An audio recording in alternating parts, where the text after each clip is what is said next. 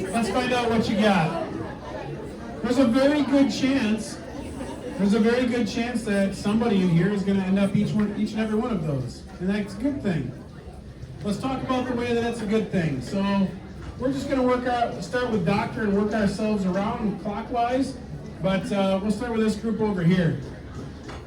What is one reason why being a doctor could be considered good? Yes, sir. Yeah, save people's lives, right? Doctor is kind of easy, right? It's easy to find it because there's such a direct human connection there, where you're looking at a person, you're exploring a person's, physical and health needs, and you're trying to help them overcome that, right? So that's a good one. Helping people. This is obvious, like they call Jesus the divine physician, right? And it's like, so it's kind of tapping into that. What about a sanitation worker? Let's go to that right behind you and back. Why could a sanitation worker be considered really good work? Yes. Amen. That's right. I don't know about you all, but where I live, once a week, I can put all my family's trash at the end of my driveway, and somebody comes and picks it up for me. That's awesome. I'm really, really thankful for that. And you're absolutely right, that it's like, yeah, sometimes it can be dirty work, but somebody's willing to use their body, sacrifice their body, so that the rest of us don't get sick. Sounds like somebody I've heard about. Right? You see how we can find it in a lot of these different types of jobs? Like in particular, our society, we like to look at it and we like to go, ooh, that person's doing dirty work. That's where I like to find Jesus even the most. Honestly. And I think that's where we have to, as Catholics, we have to develop that lens. You know what I mean? That person's willing to pick up our trash so we don't get sick. And we don't get piles of disease and bacteria. And they're putting their life on the line. That's a beautiful thing. What about an accountant? Somewhere in the center. What the center group? You're all kind of mixed together. What about an accountant? What makes that good work? Yes.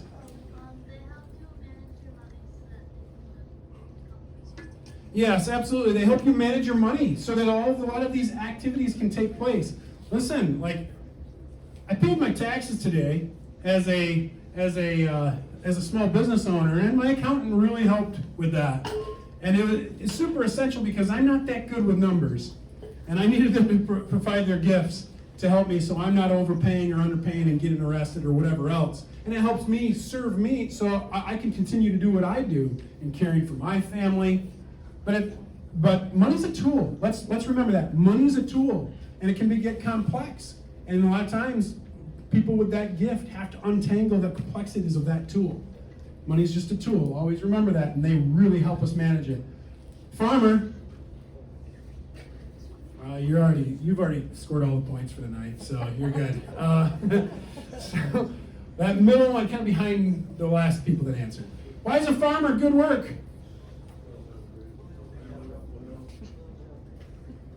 Yes. Yeah. They grow our food. 100%. They grow our food. We don't have to say much more than that. I think we just need to take time and appreciate the work that happens on a farm. I'll never forget my experience on the farm. I'll never forget this moment. I was milking cows. It was like one of those harsh winters, and it was my Christmas break, and we were working. Everything. It was one of those days. Aaron knows about this. I'm picking on Aaron because he and I go way back, and everything went wrong. Everything was breaking, and we were milking cows, and cows were kicking us. Everything. It was just a disaster. I worked like a 12-hour day. Had this big project going, and my boss and I were just exhausted, and he looked absolutely beat. And he asked me, in that moment, he said, "Ryan, please, no matter where you go, no matter what happens, please never complain about the price of food." And he was being dead serious. Like, I could see it, like what they do so that we can eat and so that we can have food. And I don't think we should ever take that for granted, right? It's a beautiful thing. Teachers. So let's see. Somebody in back? Way back. Somebody that didn't answer one. Jeff, your group. Yes. They can teach you about Jesus. They can teach you about Jesus. Man, that is, yeah, applaud that. Yeah, that was really good. That's the most important thing. But I've come to appreciate the teaching role so much more because I've been studying neuroscience. I'm a bit of a nerd like that. And the people that form our brains are so important. And if they're pointing us towards truth, beauty, and goodness, it's even that much more important. What about factory workers? How does a factory worker help? What is good about a factory worker? What about this group right here? How to make products for people. Yeah. Okay, I had to put that one up there because that's basically what I know how to do. I'm a machinist. And they make the product. So, you know, we look at what the doctor is doing, but look at the little instrument behind the doctor and the tools that they use. Somebody had to make those so that the doctor could do their job, right? That's this guy. That's those people right there. They're making the instruments. They're making the farm equipment. They're making any number of the things that you see, the garbage truck. They're the ones making those things. If we have the eyes to see past the work and to see the worker, we will almost always find Christ. That's super important to understand, and I want you to start to look in the mirror and see that in yourself as well, and what God is calling you to do. I got to hurry up a little bit. So, very quickly, when you look at this list, do you think our society would say that some of these are better than others? Yeah, right? I'm not going to answer that. I don't want to force you to answer that. But I think we all know. I think we all hear that messaging. And just as a reminder of what that messaging, the root of that messaging, is that, well, some of those people make way more money, right? I think it's super important for us to, and I'm not saying we shouldn't make good money, like we have to be able to care for ourselves, but as you're discerning, like what is God calling you to do in your career and what's Christ calling you to do, de-emphasize the green stuff, okay? De-emphasize it. Find your calling and don't listen to society, right? Don't listen to what society is trying to tell us about what you should be doing, because that a lot of times is just jealousy. It's just envy, right? And believe me, I know people and it's like, sometimes money's a bigger headache than it's worth. It's hard for people to believe. And that was hard for me to tell my 18-year-old that when he went out and bought his Powerball ticket over the weekend. So, hey, you don't want that, man. Oh, yes, I do, Dad. So, remember, this is what the society says is this stuff is way more important than these people. So, I'm going to skip this one. And really, if we have time at the end, I will come back to this. But I want you to be able to use your own examples, specifically the juniors and seniors. I want you to think about what careers you're considering and have a discussion. So if we have time at the end, I want you to have that discussion about, hey, what am I thinking about doing, and hear from your peers of whether or not it's good. But I do want to talk about a couple of other things that I think are important. It's not the amount of money we make, just like I said, but how we serve others and the dignity that we bring to it. Which honestly, it brings us to this idea of the spirituality of work. So what do I mean by spirituality of work? Look what St. John Paul II says. He says, we must form a spirituality of work which will help all people to come closer through work to God. Like, when I was seeing those pictures that you guys are all doing with those projects at your, what'd you call it, spring break thing, Project Help? Yes, that. Like, that's what I saw. Is I saw community coming together through work and bringing people closer to their Creator through work. And this is a participation in His salvific plan for man in their lives by accepting through faith a living participation in His mission. In fact, the Borum Exertion goes on to say, he says, in this document, he says, understanding work is the key to unlocking the whole social question. And what he means by that is that if we get work right, and we learn to not exploit each other through our work, and to not see the value of the product over the person, that means abortions will go down. Because there will be a ripple effect. That means marriages will stay together. That means more people will be fed. There will be less poverty. That's what he's saying. And he's saying it's the key to the whole social question is understanding our labor and what it means to us in our relationship with God. And that is the spirituality of work.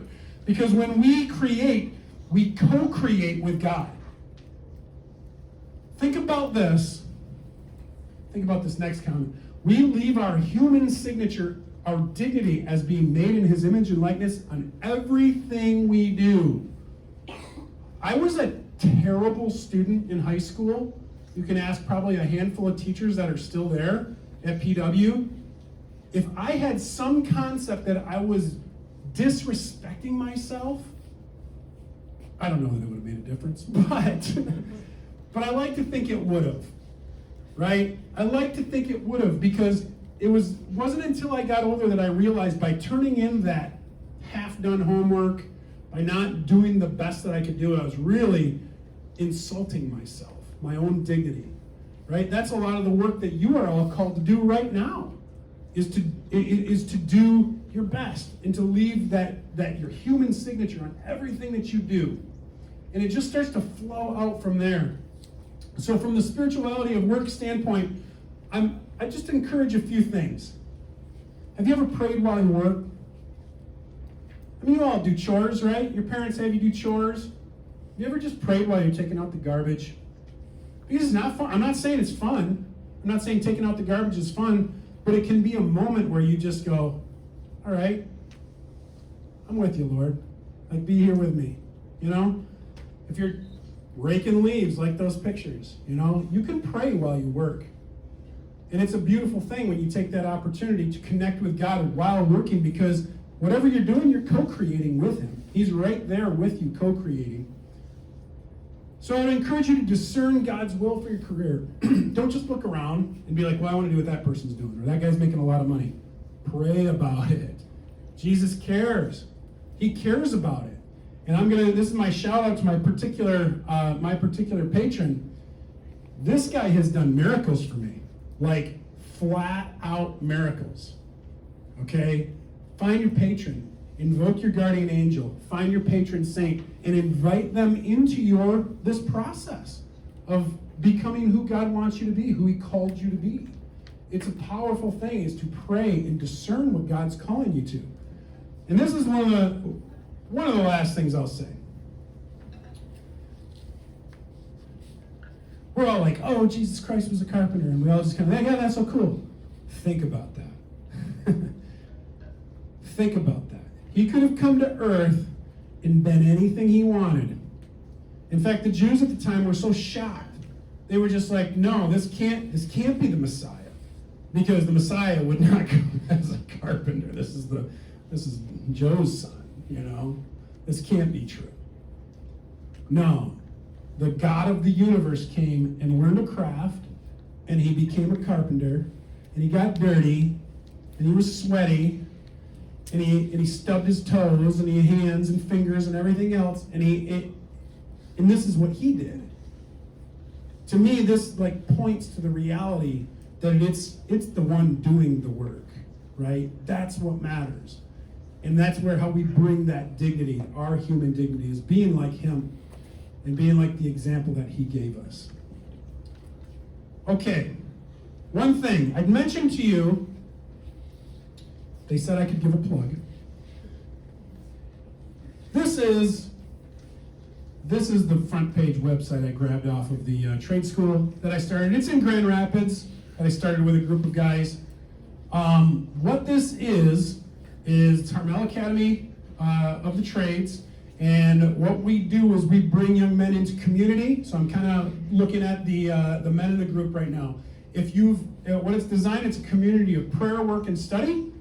And if you want to dive deeper into these topics while learning a trade and living in community with like-minded people, harmelacademy.org. Or come up and ask a question. I can set up a tour for you. I don't work there. I was on the board for 8 years, but I know all the players. So we're right there on the East Belt line right now. We're fairly new, but if you have any interest in what they do, is they dive into the spirituality of work while learning a craft. And we help people find jobs and all of that type of stuff, but we bring the understanding of Catholic social teaching and work together in learning the craft. So I didn't see enough phones go up and take a picture of that, but all right, just saying. But Austin's got the contact information. So it's right there in Grand Rapids, okay? It's in residence, you can live there. We've got about 5 minutes left. Do you want to take this time and let them just ask questions about their own careers? Yep. And that type? You want to do that as a group? Groups? Sure. I think that'd be best. Take 5 minutes and we'll wrap up in 5 minutes. Take this time and talk to each other about your own careers that you're thinking about and share where you're at with that.